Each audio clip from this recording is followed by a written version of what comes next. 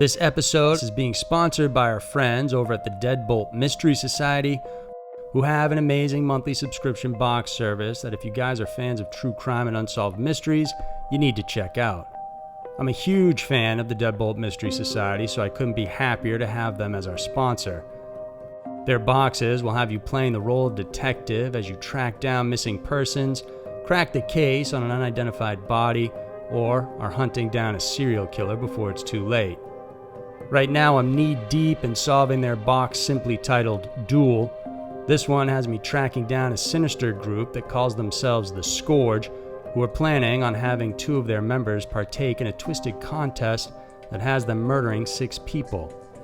Inside the box are all sorts of clues and pieces of evidence, and one of the best things about these boxes are the QR codes you scan that show you additional videos, audio recordings, evidence, and photos. The reviews are in from people all around the world, and the Deadbolt Mystery Society has 4.9 out of 5 stars, according to over 260 independent reviews. Right now, they're offering 20% off your order when you use the code DEADBOLT20. So go to deadboltmysterysociety.com and use the code DEADBOLT20 to get 20% off and become part of the Deadbolt Mystery Society today.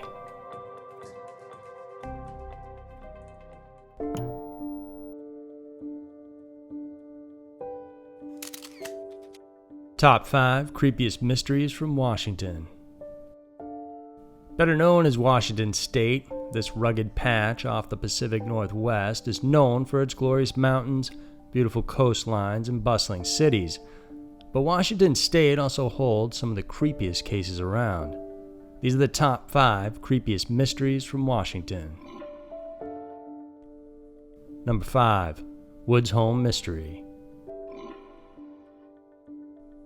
It was like any other house in the large suburban area of Vancouver, Washington.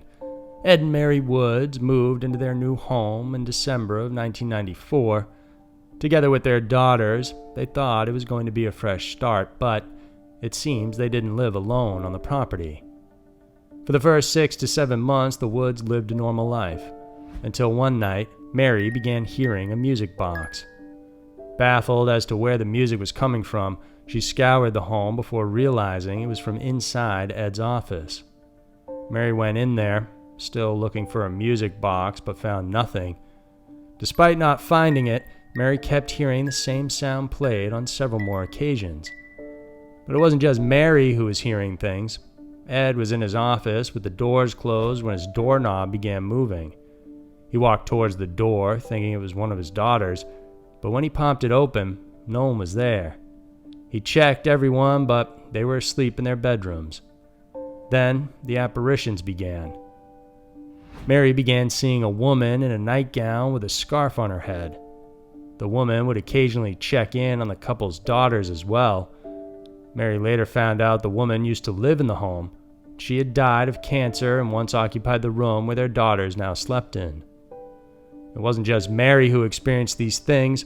Ed also had his fair share of apparitions. He once saw a man that they had dubbed the Riverboat Gambler, and there was also the apparition of a young girl in a pink dress. She would let out a quick giggle every time Ed and Mary would see her. Aside from these ghosts, the people in the house would always find things disappearing and reappearing, hear unusual noises, or see things float in the home. They invited a paranormal expert to the house, and in key areas, it registered spikes on his magnetometer, which he used to measure the electromagnetic frequencies in the home. The couple still have no idea what's causing their house to be haunted, but they don't seem to mind. They were once invited on a Larry King episode and said they've gotten used to living with the spirits. Number 4. Doyle Wheeler. Officer Doyle Wheeler once retired from the San Diego police force due to stress. He worked for the department for 10 years and handled the San Isidro McDonald's massacre. This was a mass shooting in a San Isidro branch of McDonald's that happened in July of 1984. That massacre resulted in 21 people dying and 19 others who were wounded before police managed to kill the suspect, James Huberty. As the person in charge, Doyle told the SWAT team to open fire on the suspect, but for some reason, his orders didn't reach them right away. It took 25 minutes for the SWAT team to act. Doyle believes because of the delay, 4 additional people died.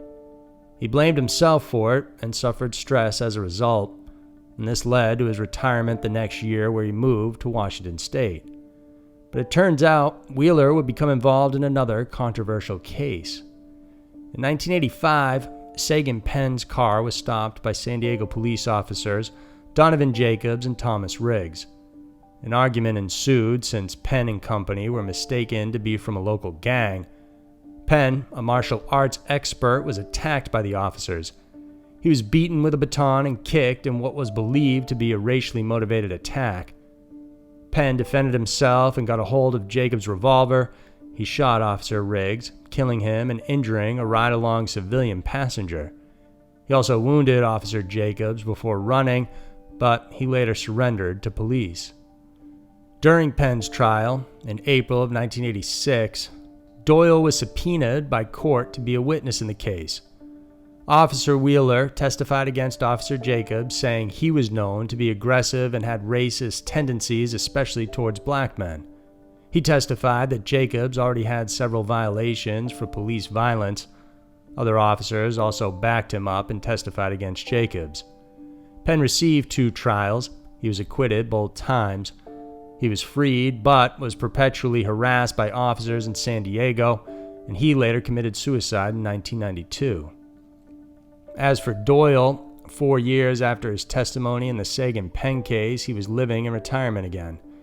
But in April of 1988, 4 men broke into his home. One threatened him with a gun, a second placed a rope around his neck, and a third, he could hear, was rummaging through his bedroom. They forced him to create a suicide note saying he lied about his statements in the trial. Then he was brought to the basement. One intruder then made a call before placing a pillow over Doyle's face and shooting him.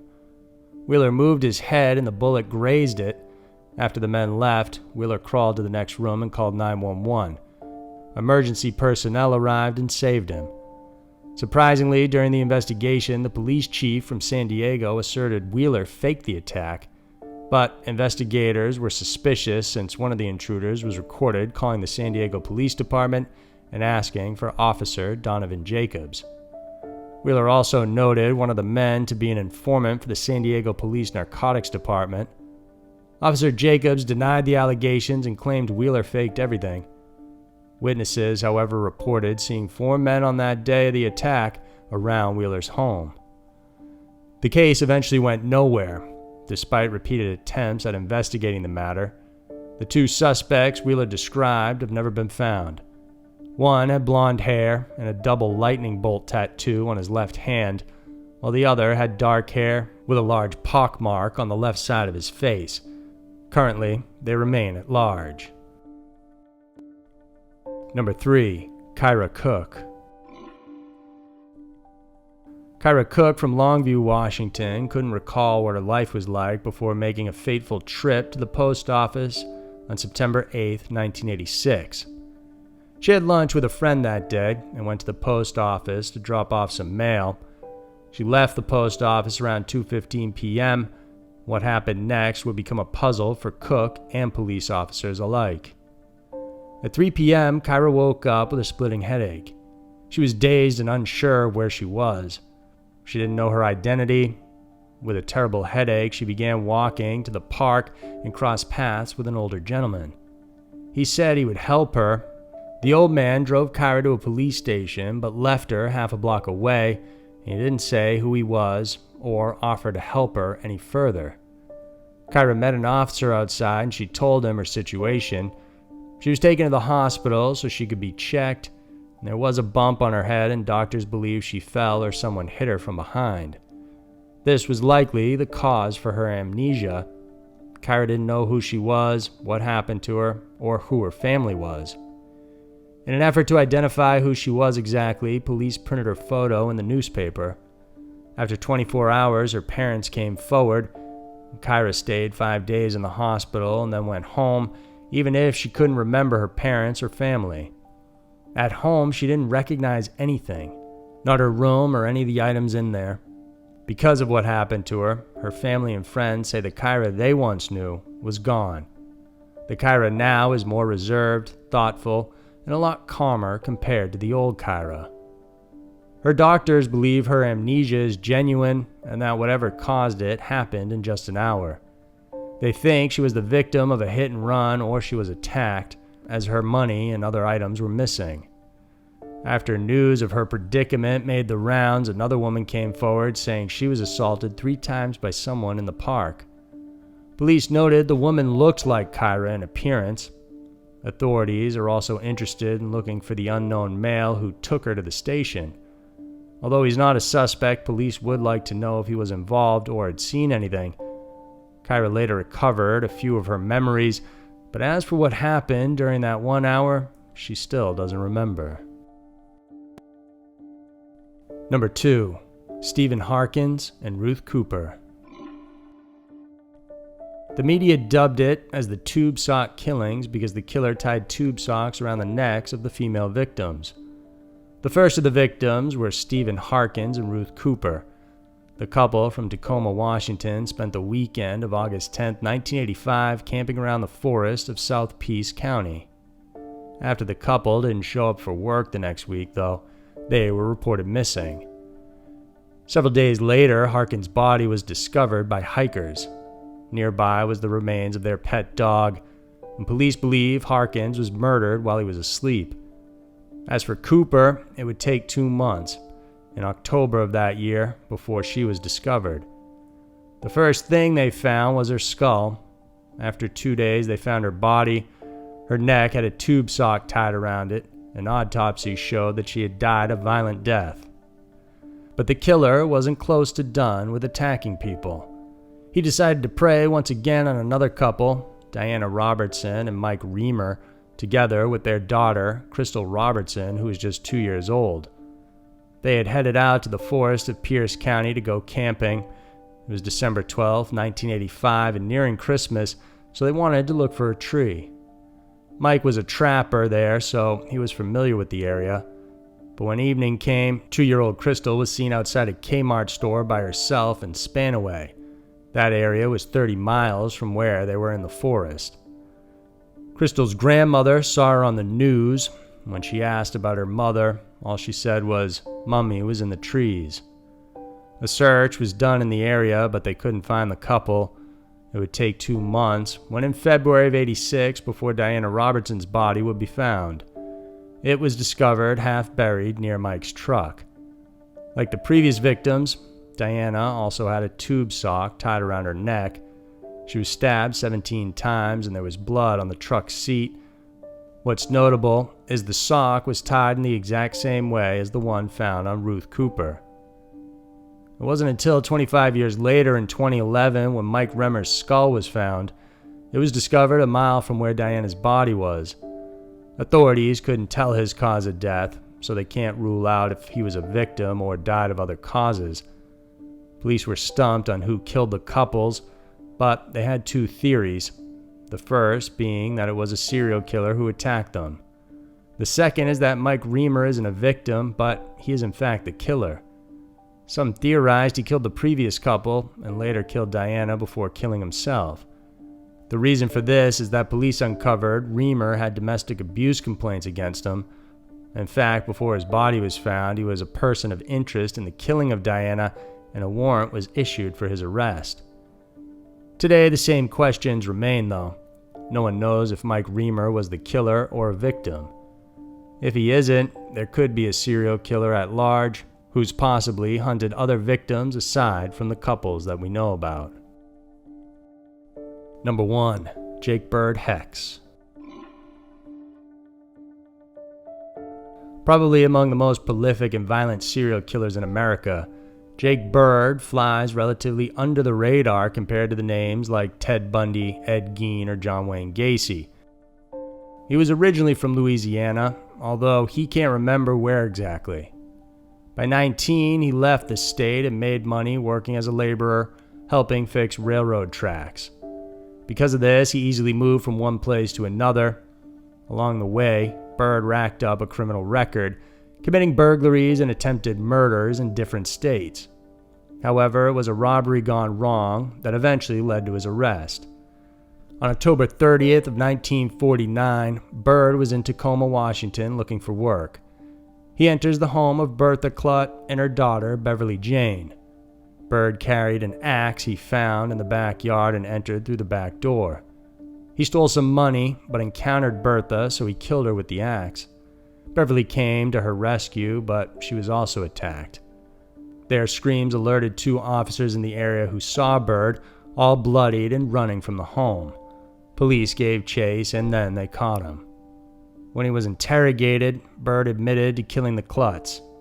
During trial, he was found guilty of the crime and sentenced to death. During sentencing, on December 6, 1947, Bird made a 20-minute speech saying he was never given a chance to defend himself as he was never called to the stand. He also questioned how his lawyers apologized to the public for defending him. Then he finished with what is known as the Jake Bird Hex.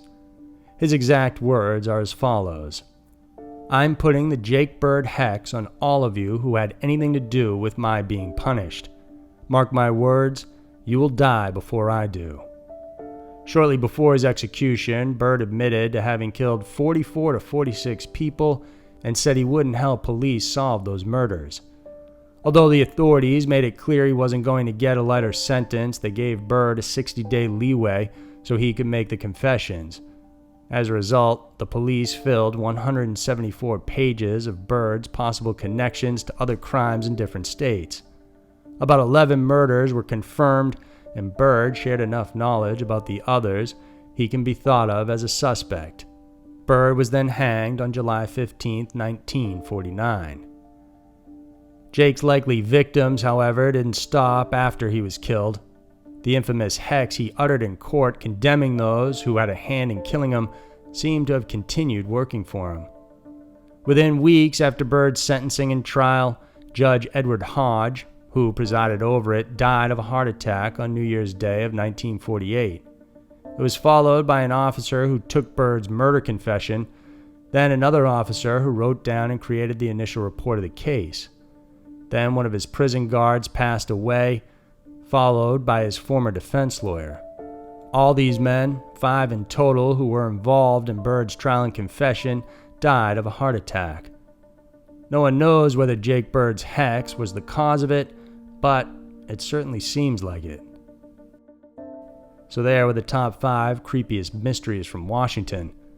Washington State might be filled with gorgeous scenery and great cities, but like any beautiful place, there's often a darker side just beneath the surface. If you guys enjoyed watching this video, then please subscribe to our channel.